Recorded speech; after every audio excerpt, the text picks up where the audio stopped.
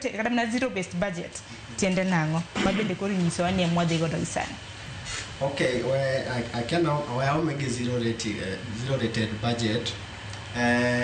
Kora natimo procurement, koro mano line na sana. Zero rated budget, and kapo kibedo gagi gima olongo ni budget mora. To an gimi longa ni user department. User department enangama kelo gimi longa ni requisition. A request. Ni adwaro gima kama, maybe next financial year kama.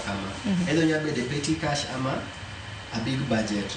Koro yudo zero rated ni temo niso na ni zero rated ofulo ni ka government poko somo budget mora to nigo beni all the user department wakolo lugo ni ministries onigo beni ok gikel wa budget man gitiyo go last year. They go fresh gibedo piny ginyo ni ok kwadhi gi budget ma previous nyaka ochakre from the user department ma kele ma ginyiswa ni ma is the new demand ma wan go okutinwa gi list ma previous list. Koro zero rated budget jilingo ngemana ni en gima mbadi temo dwaro ka ni kapok user department okelo any project nyaka ginyiswa ni kind salaries okubinyiswa mana ni wan gi employees 100 you have to do it again because samoro employees 100 gi apar noto moko yudo foreign jobs in other countries big machalo kamano. Koro nyaka wadog wa samoro dong magi 70 but ka wadwa timo budgeting ni wadhi gi 100 every time and of course ministries ni gi ujanja kokitimo zero rated no to gibro manadhi gi 100 cha next financial year gimedo kata ji ariyo nitie jok mowe tich nitie jok modhi elsewhere. Kora paro ni kian kaka ja procurement zero rated no I'm comfortable with it totally nikech odino be loopholes moko mag kuo. Koro waduoge budget maybe you rated abang ni goal patch ni waduoge wach mar koro budget mar 4.2 trillion. Adwa lero ne jopiny be ni gimiluongo ni government government onge kumoro mogole pesa. Government golo pesa from our revenues tax machulo ka gima fund all government projects. Koro igolo tax to tax ni madugu in form of service. Sama wan gi budget mar 4.2 trillion to essentially there is a deficit mantie ni kaka wanyalo bridge ni number 1 wakwago wioko kaka wazoea. Ma of course king your report mar IMF tinyiswa ni debt ceiling wa osechopo kuma koro either wanyabedo delisted from kwayo gowi any longer but Kenya pani okonyal dhi to that extent nikech maybe wa ona chulo gope. Koro wanyalo kawo gowi e pinje maoko partners wanwa e pinje maoko nitiere deficit ni wanyalo bridge be gima luongo ni domestic borrowing. Makar domestic borrowing ni benyaka chaka nis jopiny ni it is not good ka government ema dhi timo gima luongo ni domestic borrowing nikech domestic borrowing and gowi magi kawe gik miluongo ni financial institutions.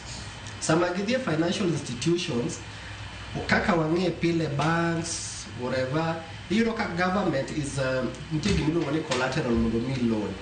Koro matieni sama government ema dhi kawo loan of that nature mane gi propose kacha it is actually it is the highest ki compare with foreign borrowing.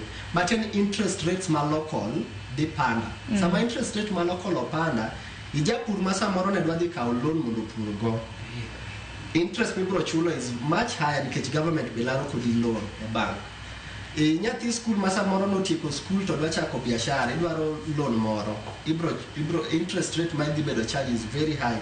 Koro somehow gini pod inya japiny seriously be it domestic or foreign. Though foreign nyalo chopo kumoro kaka sani an kama ntiere kaka wadwa wakama initiative mondo watamre chulo gope moko nikech gope kaka mage kaka hasla no nitiere ei gowi ka an mani koro weche ng'eny to tole matin ei gowi ka nitie gimiluongo ni odious debt. Kwa luongo gimiluongo ni odious debt en gowi manokaw to intention manomiyo kaw gowi no nokotimo. Koro king'iyo 11 trillion ma wan go sani ma debt ceiling wadwa hit no king'iyo gowi no te ibiro yudo ni much of it is odious debt nikech samoro no wadhi waolo gowi kwadwa loso dam to dam no nokolosi. Koro who is supposed to pay that debt? Oken jak piny en ng'ama nodhi okaw gowi no versus that government manomiyo wa loan. If they didn't follow up ni be gowi man gimiyo wachano service gimane okele cha then for us as citizens waluongo mano ni odious debt chiko yienwa ni kik wachul.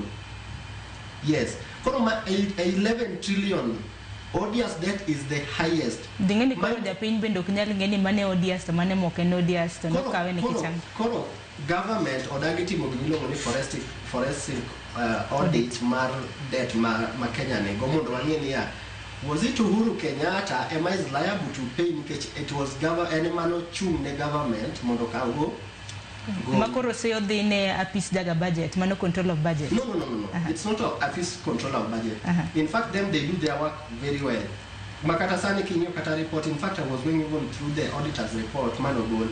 Manwa kanu bang na we matin moro manote mowacho ni recurrent expenditure. Kata counties wise doing yani very bad things makwa chako one on one. The last man I saw Kini was about Busia County. Busia County, for example, you look at pending bills. In the Auditor General went to TOT, Jemochi report, according to Gimoyudo from the invoices and blah blah. Koridoka County Government of Busia. Pending bill, Nitiri Kakagi feature corruption and pending bills. But anyway, we are working. Corona explain the Jopiny, 1 nature your day, Kamanya the whole Nini Mawa service go, the budget. 1, and through our revenues, 2, and all of go. Magowini Mana said as split into 2. No one know the Okatonya with the local. Then tell you middle money grants. Grants and no see to Amano, Onyalomi, Amia Pesanima, and me would you lost go which your esteem. Koro magi forms ma government project ama ginenoni magi yore mwadi yudogo pesani. But the question is pesani ben gima dineja pin as intended. Ni kana wakao gowini budget mar education Ministry of Education wa allocate 700 and something billion. Will it go on time? Ama podcast petition bro delay. Mane penjo maduong. Yes, mane penjo maduong moni ngata penjo ni fine budget to rosemewa. Finance bill maybe gibro kano gitoki matek. But the question any pesa ni kose bedo koro devolve in different sectors of economy. Bocho poni as intended. Ma pesa ja youth mo keti put mari youth cha. Youth ya dima de yode kose pesa mari mo dong Nairobi. Pesa mo ket maybe SMEs mano wacho small and medium business enterprises mangato nyalo kwa ka loan. Chike mo ket kanyogo are there long bureaucracies mamondo me yud pesa ni iseo le korio nikech ange jodala ngeni wa most ne jodala jo Nairobi wan wajanja roka but ntinga mani dala ma en mondo nge kata ni there is pesa mo beda located mar small and medium business enterprise okonya ngiyo to samoro procedure kende barupe midwani ndiki kiang'o gigo jodala ok nyal timo. Koro in short, however much magini kizungu ni nyalo kele ni budget is good, Kenya wangi